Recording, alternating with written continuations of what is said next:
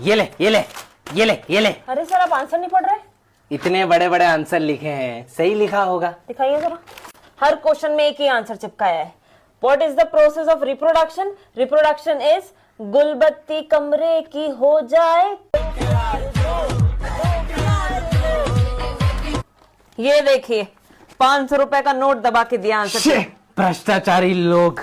Like ये देखिए phone number लिख के दिया है, पास कर दो पैसा मिलेगा। भ्रष्टाचारी। एक फोन करके आता हूँ जरा।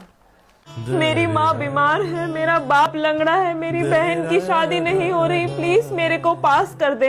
हट, इंडियन आइडल चालू है, मैं इन्हें नेहा कक्कड़ दिख रही हूँ। लिखा है मुझे पास कर दो वरना इस साल फिर से आरसीबी आईपीएल हार जाएगी।